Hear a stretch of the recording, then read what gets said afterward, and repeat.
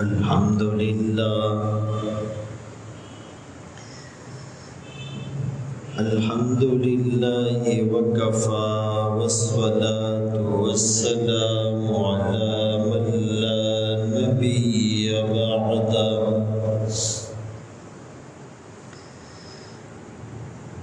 أما بعد فأعوذ بالله من الشيطان الرجيم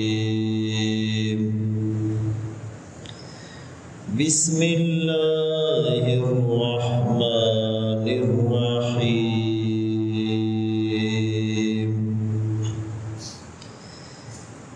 واتخذوا من مقام إبراهيم مصلى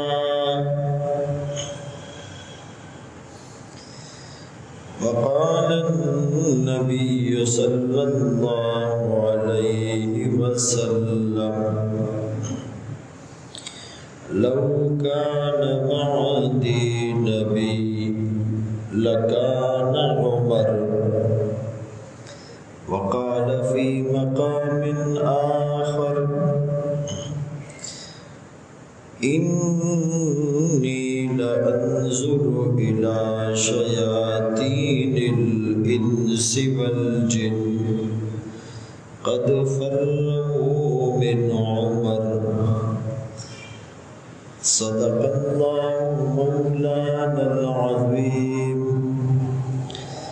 وصدق رسوله النبي الأمي الهاشمي المدني الكريم ونحن على ذلك لمن الشاهدين والشاكرين والحمد لله رب العالمين.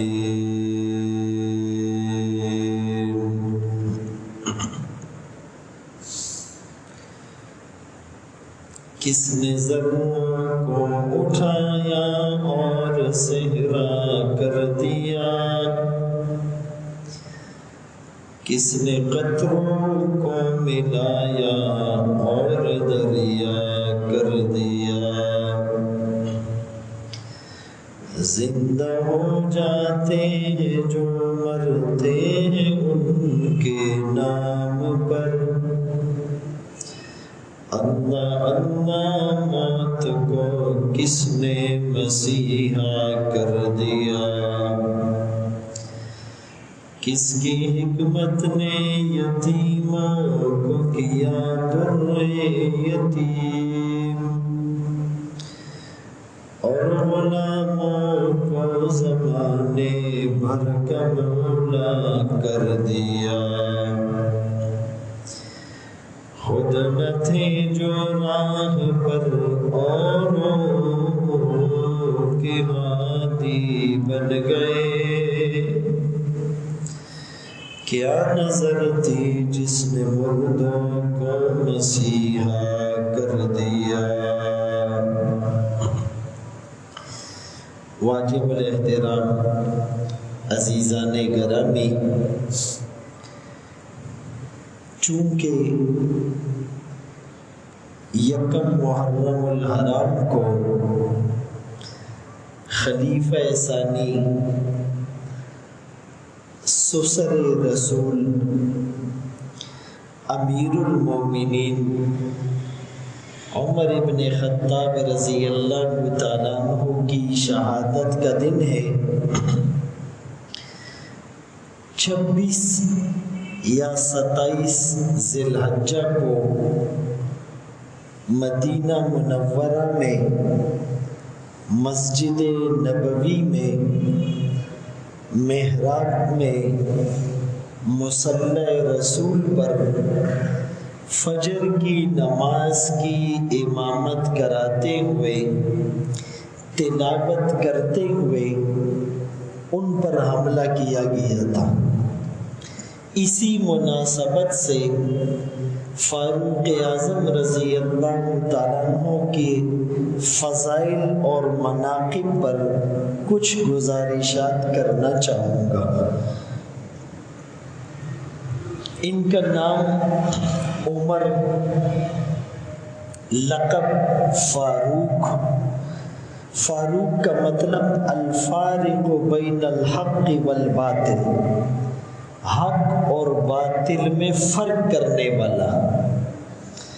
کنیت ابو حفص، نویں پشت میں رسول اللہ صلی اللہ علیہ وسلم سے ان کا نسب ملتا ہے۔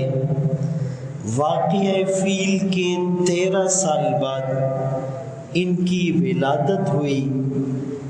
نبوت کے 6 سال اسلام قبول کیا۔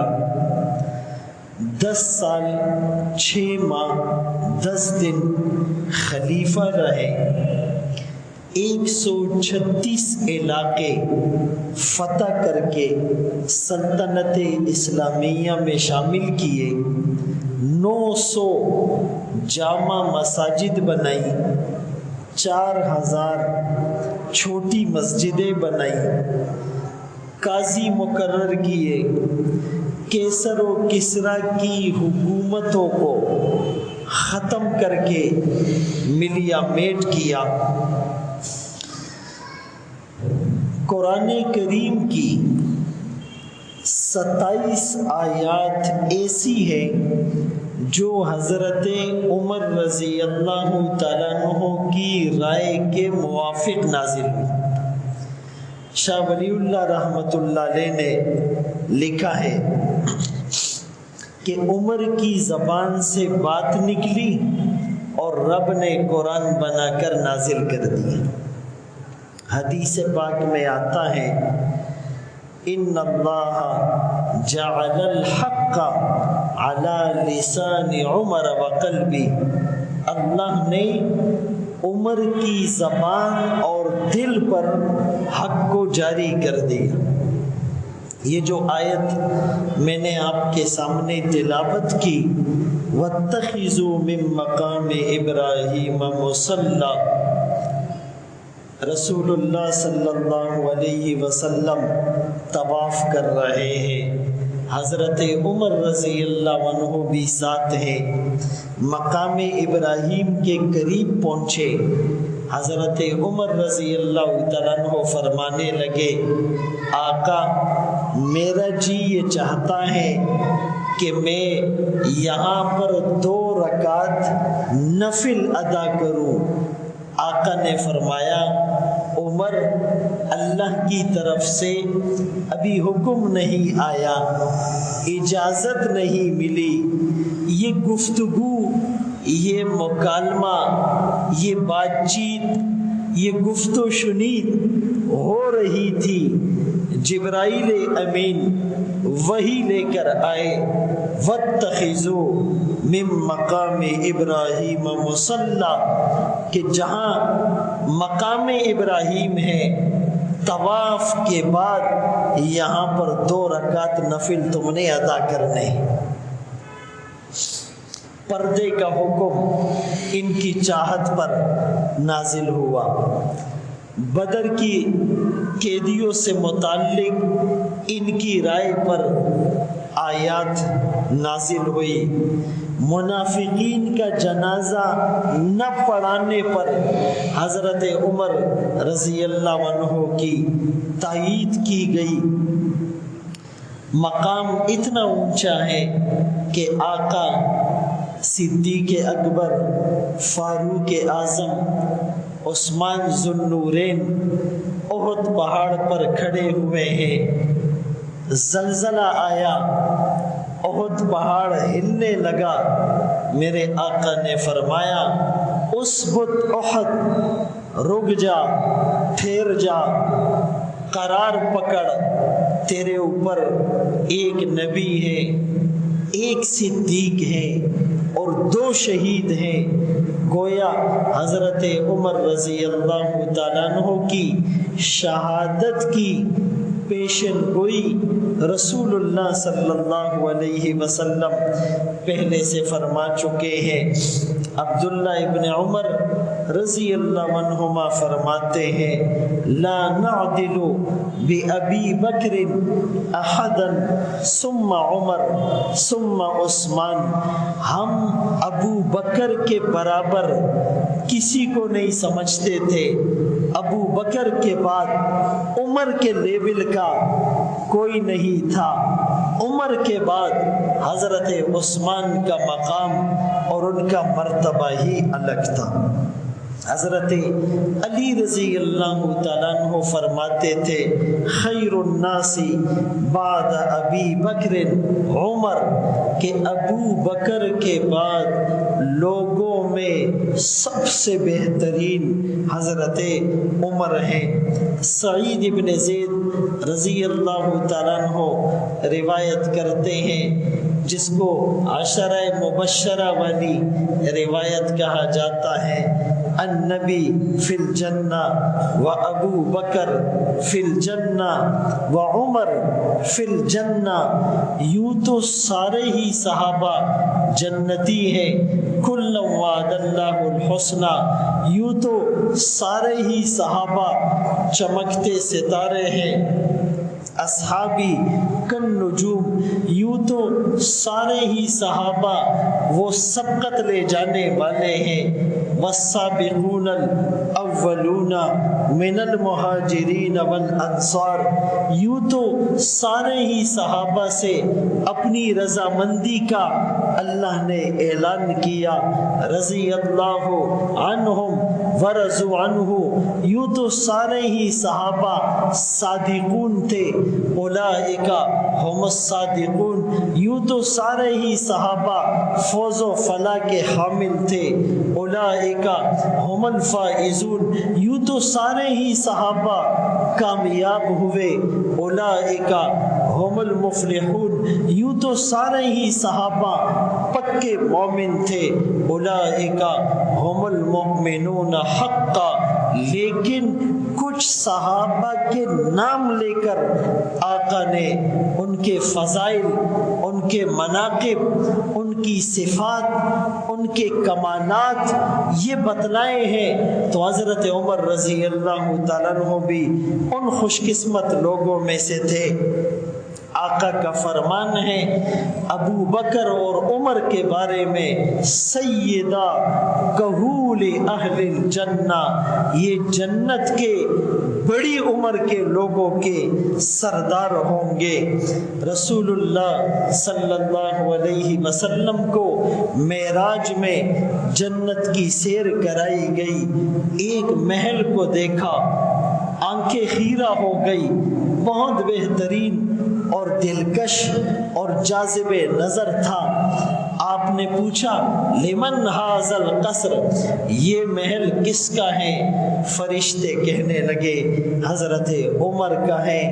اشدہم فی امر اللہ عمر، اللہ کے دین میں، اللہ کے معاملے میں سب سے زیادہ سخت اور استقامت کا پہاڑ حضرت عمر تھے۔ ایک دفعہ آقا نے صحابہ کرام کو جمع کیا اور سب اپنے خواب بتانے لگے، اللہ اکبر کبیرہ، فرمایا اس خواب میں یہ دیکھا کہ آقا نے دودھ پیا اور دودھ پینے کے بعد اپنا جو بقیہ تھا وہ حضرت عمر کو دیا رضی اللہ عنہ۔ اس خواب کی تعبیر علم سے آپ نے کی کہ دودھ خواب میں دیکھنا علم کی دلیل ہے۔ آقا علم سے سیراب تھے، لیکن آقا نے اپنے علم کا وافر حصہ حضرت عمر رضی اللہ عنہ کو دیا۔ ایک دفعہ خواب میں دیکھا لمبی قمیص ہے اور زمین پر گھسیٹتے ہوئے جا رہے ہیں، فرمایا عمر دین پر چلنے میں اتنا زیادہ ہے کہ اس کا دین گویا کہ قمیص کی صورت میں اس کے ساتھ جا رہا ہے۔ اسی عمر رضی اللہ عنہ کے بارے میں آقا نے فرمایا تھا ان الشیطان لیخاف منک یا عمر، عمر تجھ سے شیطان بھاگ جاتا ہے۔ حضرت عمر سے انسانوں کا شیطان بھی بھاگتا ہے، جنات کا شیطان بھی بھاگتا ہے۔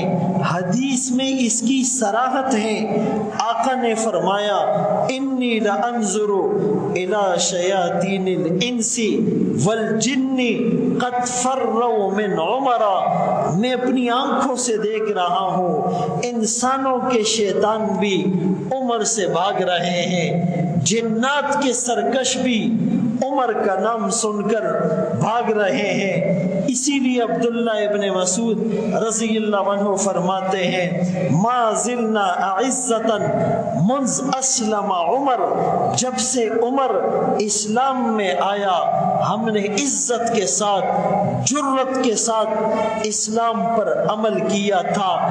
عمر کے اسلام لانے سے اسلام کو عمر ملی ہے۔ سب سے پہلے وحدانیت کا نعرہ اگر بیت اللہ میں علل اعلان لگا عمر نے لگایا، سب سے پہلے کھل کر سر عام جس نے ہجرت کی وہ حضرت عمر نے کی، سب سے پہلے اپنے اسلام کا برملا اعلان کسی نے کیا تو وہ حضرت عمر تھے۔ فرمایا جب مسلمان ہوئے تو پوچھا مکے میں سب سے زیادہ ڈنڈورچی پروپیگنڈا کرنے والا ادھر ادھر کی باتیں پھیلانے والا کون ہے؟ کہا جی فنا آدمی ہے۔ آپ اس کے پاس گئے اور کہا کہ سن، اور لوگوں کو سنا عمر اسلام لا چکا ہے۔ وہ فوراً بیت اللہ میں گیا، سارے بڑے بڑے مشرکین رؤسا سرداران وہ جمع ہیں، کہا تمہیں پتہ ہے عمر بے دین ہو گیا؟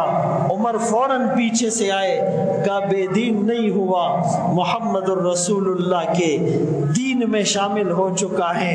کفار نے شور شرابہ کیا، حضرت عمر نے کہا تم کچھ بھی نہیں کر سکتے، جس دن ہم 300 ہو جائیں گے تو پھر ہمارے سامنے کوئی کھڑے ہونے کی جرت نہیں کرے گا۔ اسی حضرت عمر کو یہ فضیلت حاصل ہے کہ جب مشرکین نے بہت زیادہ ستایا، مصائب اور آلام کے پہاڑ توڑے، بہت زیادہ تکلیفیں اور مصیبتیں صحابہ کو جھیلنی پڑی، تو اس موقع پر آقا نے پوچھا، اور آقا کو نظر آ رہا تھا کہ 2 لوگ ایسے ہیں کہ جن کا ڈنکا پورے مکے میں بج رہا ہے، جن کے سامنے کوئی کھڑے ہونے کی جرت نہیں کر سکتا، ایک ابو جہل ہے، ایک عمر بن خطاب ہے۔ میرے آقا نے رات کے اندھیرے میں خالق کی طرف ہاتھ پھیلا کر دعا مانگی، اے اللہ ان 2 میں سے جو تجھے زیادہ محبوب ہے، جو تجھے زیادہ پسندیدہ ہے، اس کو اسلام کی دولت عطا کر۔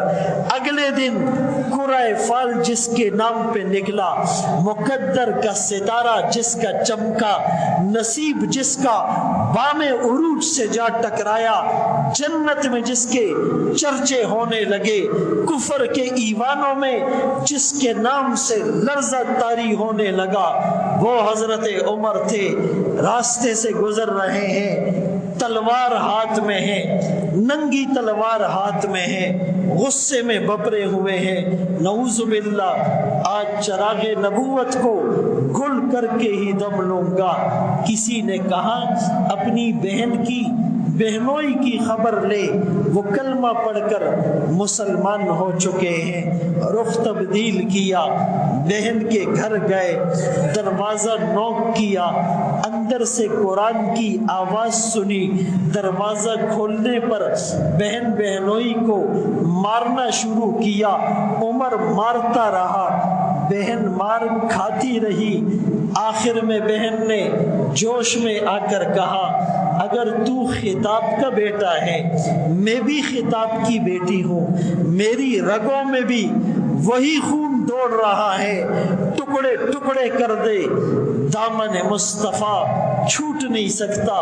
عمر حیران ہو کر، پریشان ہو کر، ششدر ہو کر، ورطہ حیرت میں ڈوب کر، حیرت و استعجاب کے سمندر میں مبتلا ہو کر، سمم بکمن عمیون کی تصویر بن کر، کنفیوزڈ ہو کر یہ سوچنے پر مجبور ہو گیا جس عمر کے سامنے کوئی پہلواں ٹک نہیں سکتا۔ ایک عورت کھڑی ہو گئی، بات کیا ہے؟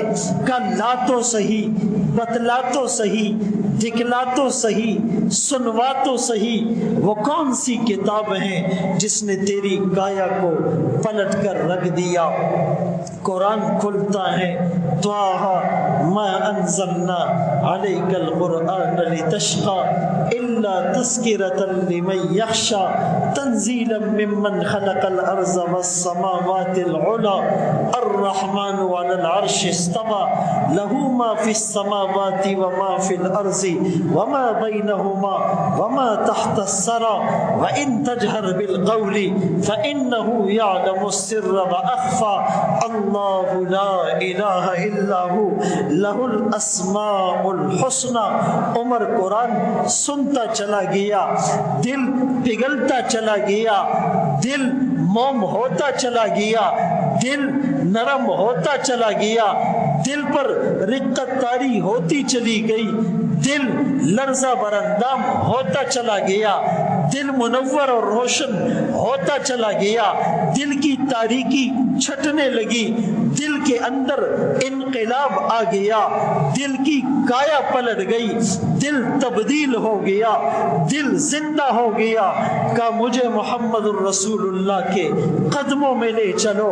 کلمہ پڑھ کر مسلمان ہوئے، تھوڑی دیر بعد نماز کا وقت ہوا ہوگا، بلال اذان کے لیے کھڑا ہوا ہوگا، عمر نے پوچھا ہوگا یہ کیا کرنے لگا؟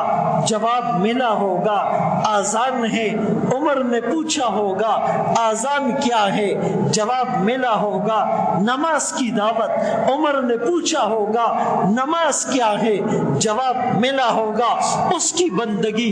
عمر نے پوچھا ہوگا بندگی اس گھر والے کی چھپ کر کیوں؟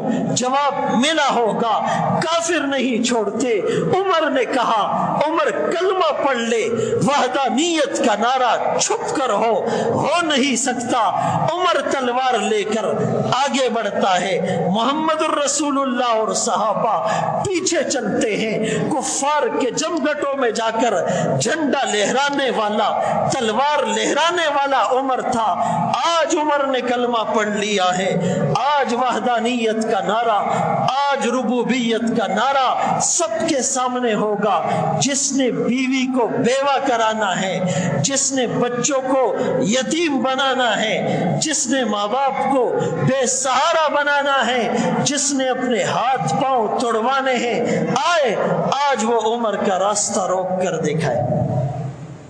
یہ انقلاب قرآن سے آیا تھا،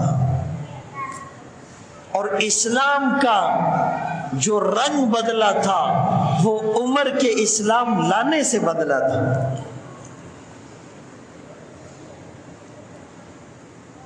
اسی لیے تو برنارڈ شاہ ایک ہسٹورین ہے، غیر مسلم ہے، اس نے ریسرچ کی، اس نے اسٹڈی کی، اس نے اسلامی تاریخ کا مطالعہ کیا، اور آخر میں یہ کہا کہ اگر اسلامی تاریخ میں ایک عمر اور آ جاتا، یا کہا اگر عمر کچھ سال اور زندہ رہتا، دنیا میں اسلام ہی اسلام ہوتا، کوئی دین نہ ہوتا۔ اسی لیے حضرت عمر رضی اللہ عنہ کے بارے میں میرے آقا کا فرمان تھا، لو کان بعدی نبی لکان عمر، میرے بعد نبی ہوتا عمر ہوتا آقا نے اشارہ کیا میرے بعد ان دونوں کی اقتدا کرنا. وہ ابو بکر و عمر تھے. آقا ایک دفعہ مسجد نبوی سے نکلے، دائیں ہاتھ صدیق کا اور بائیں ہاتھ فاروق کے حصے میں آیا. آپ نے فرمایا ہاکذا نبعث یوم القیامہ، قیامت کے دن بھی ہمیں یوں اٹھایا جائے گا. دائیں ہاتھ ابو بکر کے ہاتھ میں ہوگا، بائیں ہاتھ عمر کے ہاتھ میں ہوگا. ہر نبی کے 2 وزیر آسمانوں میں، 2 وزیر زمین میں ہوتے ہیں. میرے آسمانوں کے وزیر جبرائیل اور میکائیل ہیں، میرے زمین کے وزیر ابو بکر و عمر ہیں. اللہ اکبر کبیرہ. حضرت عمر رضی اللہ تعالیٰ عنہ کو اللہ نے اتنے فضائل اور مناقب اور کمالات اور صفات سے نوازا تھا. دوسرے نمبر پر خلیفہ رہے، 10 سال 6 ماہ تقریباً 10 دن مدت خلافت رہی. 22 لاکھ مربع میل پر اسلام کا پرچم لہرایا. 136 علاقے فتح کیے، کوفہ، بصرہ، جزیہ، شام، حمص، موصل، دمشق، بالابکہ، ایلا، اردن، ایران، شام، روم، ترکستان. ڈاک کا نظام بنایا، فوج کی چھٹی کا نظام بنایا، معذوروں کے لیے وظیفہ مقرر کیا، بیواؤں کی کفالت کا اہتمام کیا، اور بچہ پیدا ہونے کے ساتھ ہی اس کا وظیفہ مقرر کیا. 900 بڑی مسجدیں بنائی، 4000 چھوٹی مسجدیں بنائی، قاضی کا تقرر کیا.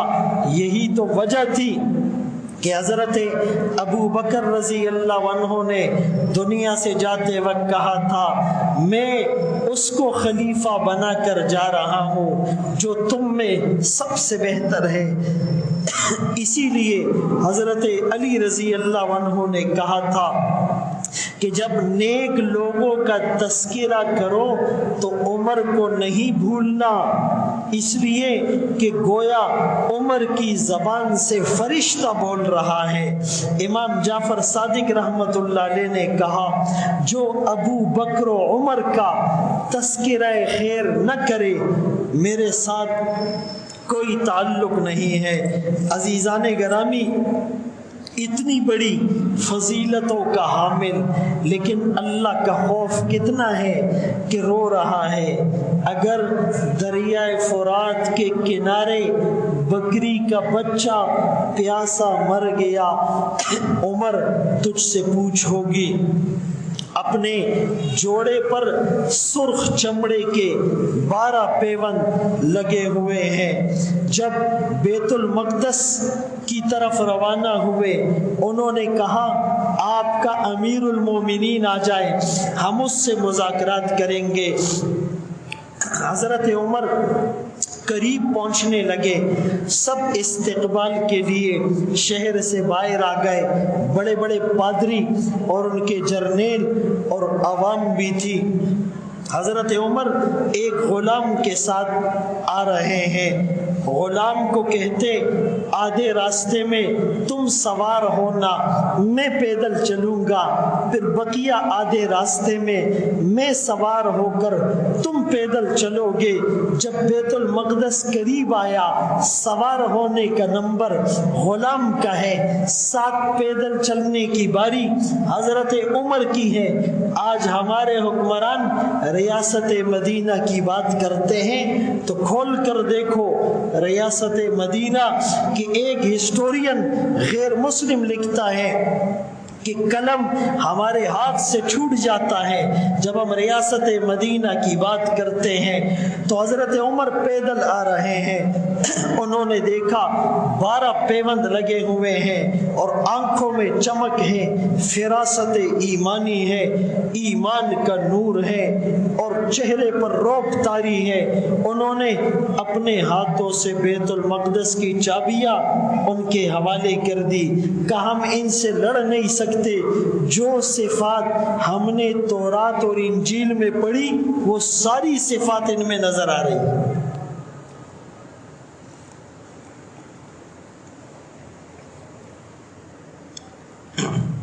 ایک دفعہ ان کے دور خلافت میں قحط سالی آ گئی، عام اور رمادہ ریت کا طوفان آ گیا، سب پریشان ہیں، اموات بھی ہو رہی ہے، فاقہ بھی ہے، بیماریاں بھی ہیں۔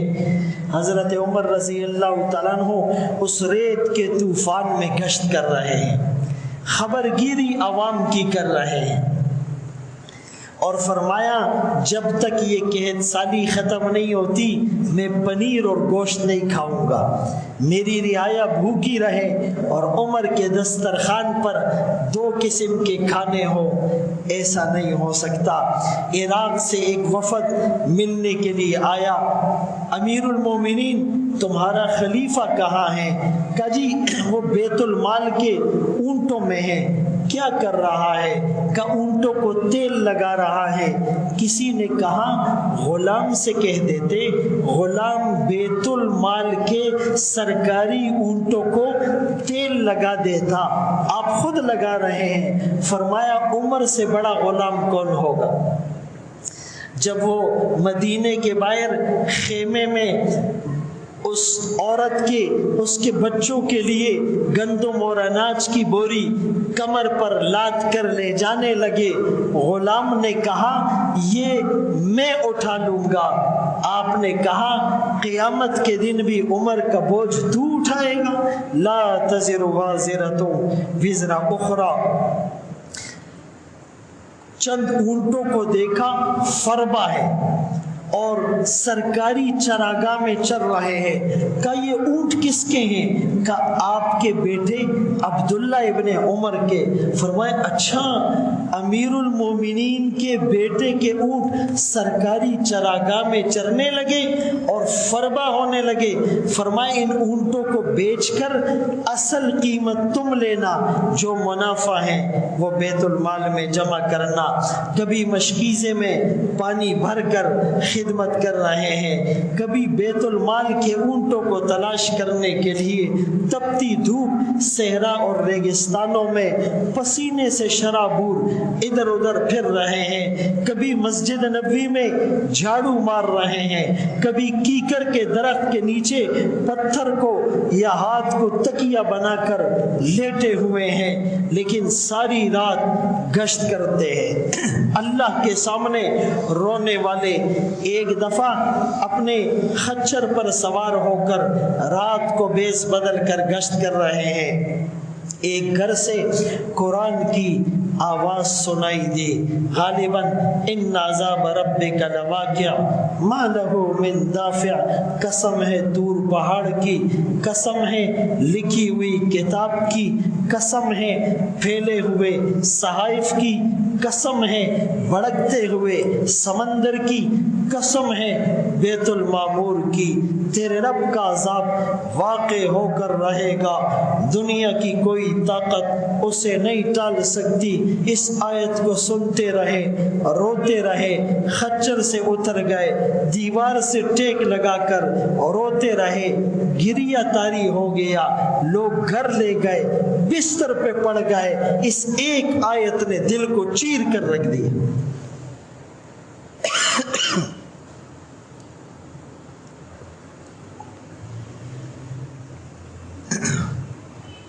تو کہنے کا مقصد یہ ہے کہ آج حضرت عمر رضی اللہ تعالیٰ عنہ کی یہ صفات، یہ کارنامے، یہ عبادت اور تواضع، یہ بہادری، یہ اپنی رعایا کی خبرگیری اور خدمت ہمارے سامنے ہو۔ 23 ہجری میں 26 ذی الحج کو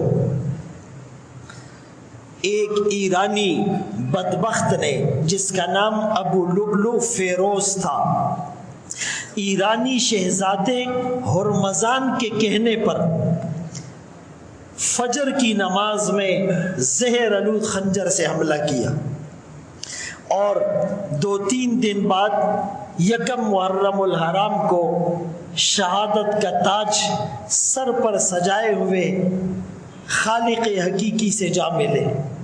حضرت عمر رضی اللہ تعالیٰ عنہ نے اللہ کو راضی کیا تھا تو اللہ نے قدردانی کی۔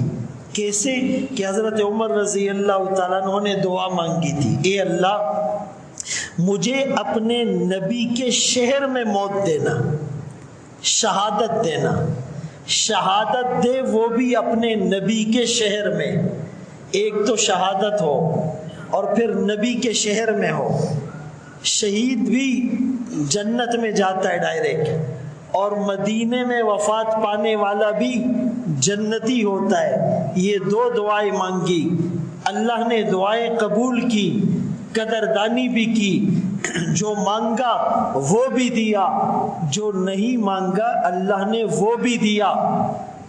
جب شہید ہوئے تو مدینے میں ہوئے، پھر مدینے میں مسجد نبوی میں ہوئے، پھر مسجد نبوی میں محراب کے اندر ہوئے، پھر محراب میں مصلی رسول پر ہوئے، پھر مصلی رسول پر امامت کرتے ہوئے نماز پڑھاتے ہوئے تلاوت کراتے ہوئے اللہ نے شہادت عطا کی۔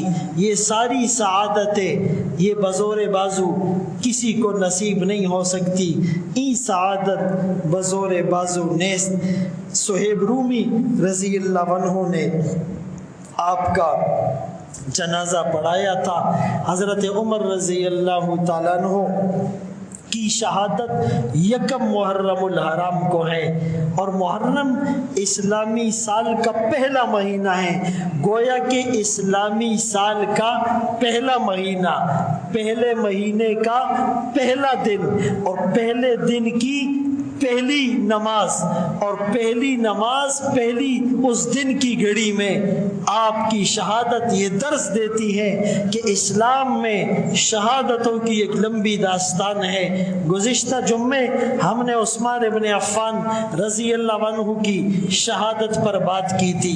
وہ ذی الحجہ آخری مہینہ تھا، یہ محرم پہلا مہینہ ہے۔ جب تم اسلام پر چلو گے تو پھر حالات آئیں گے، مصائب کا سامنا کرنا پڑے گا، شہادتوں کے لیے اپنے آپ کو تیار رکھنا پڑے گا۔ کبھی جان کی شہادت، کبھی اولاد کی قربانی، کبھی مال کی قربانی، کبھی خواہشات کی قربانی، کبھی رشتہ داروں کی قربانی، کبھی دوستوں کی قربانی دینی پڑے گی، تب اللہ راضی ہوگا۔ آرزوئے خون ہو یا حسرت پامال، اب تو اس دل کو تیرے قابل بنانا ہے مجھے۔ اللہ ہم سب کو ان باتوں پر عمل کی توفیق نصیب فرمائے۔